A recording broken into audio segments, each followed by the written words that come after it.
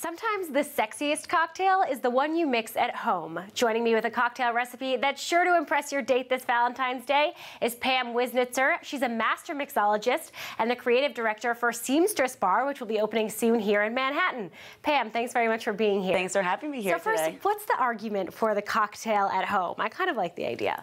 Cocktails out are fantastic. But when you really want to impress somebody, you want to make a cocktail at home for them, because there's nothing swankier than inviting someone back and saying, let me whip you up something special. So your main ingredient here is kind of a pomegranate key ingredient. Why'd you decide to go with pomegranate? When we're talking about Valentine's Day, there are a few ingredients that are aphrodisiacs or have love-based themes. When it comes to pomegranates, they do have aphrodisiac qualities, but it was said that the pomegranate was the forbidden fruit in the Garden of Eden, so why not better to wrap all the themes together than to use an ingredient such as this. Very cute. So you can kind of impress your date with the history of the cocktail as well as the taste of it. Exactly, and it's really good on your shelf at your home bar because it mixes with pretty much any spirit on the market. So you can use it the rest of the year, not just for Valentine's. Exactly, it is a year-round ingredient. All right, great. So the cocktail you're going to make for us today is called Tea for Two. Why don't you start kind of telling me how you came up with the name for it, what's in it, and that kind of thing. Yeah, well, when you think about sharing a drink, it shouldn't just be for yourself. So if you're making a singular cocktail, that's nice, but when you share the experience, it's even better. So the original cocktails were actually punches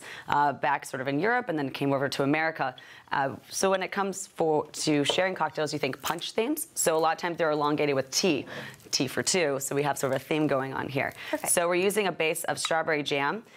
So strawberries as well in the aphrodisiac quality family. We're using hibiscus tea, so that's fresh brewed, nice fruity notes going on there.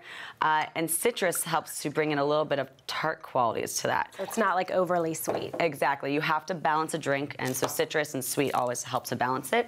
So we're using a little bit of fresh lime juice that we just squeezed up. Always use fresh citrus. That's one big key component. Then we're going to use Tin Cup whiskey. It's a phenomenal whiskey that's made here in the States. So it's going to add a little bit of earthiness. It's going to add some really nice tones to it from the aging. Cute bottle. I know, it's so cute. And then it has this like cute little cup as well if you want to like take a little sip on the side while you're making your drink. And then we're going to finish it off with pomegranate liqueur. Again, this is really nice year-round to have at your home bar. It mixes with everything, or even just on Valentine's Day if you want to pop open a little bit of bubbly, add a little bit of this on top of it, and you have another great cocktail you can serve at home. And then the big part of making a cocktail is shaking. You need to make sure that you shake it vigorously, or else the ingredients are not going to incorporate together, especially that jam. So, I know. You're going right at it. I know. You got to shake it real hard, but I always say that you should shake so much that it starts to frost over just a little bit. So once it's all incorporated together, you're going to crack that open. You're much better at that than I am. Years of experience, you know?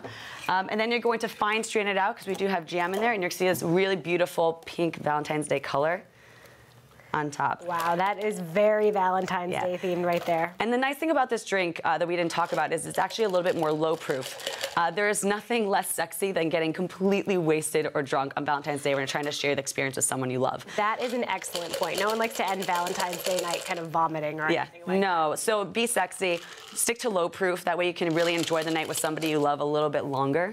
Keeping it classy. Yeah, make the romance last. So this drink is more of what we call like a session drink or a low proof cocktail. And it's delicious. And then we're just gonna garnish with a lime wedge. Also, just in case you do want extra acidity, you can actually squeeze it in, so it's a functional garnish. Plus, it's gorgeous. All right, let's give it a try. So here's your tea for two. Cheers. Cheers, and happy Valentine's Day. Valentine's Day. Oh, that's delicious. It's, yeah, much more tart than I would have expected with all those sweet ingredients. All right, Pam. Thank you so much. Thank you. All right, if you want to make this at home, stick around at the end of this video for all the ingredients you need to do that.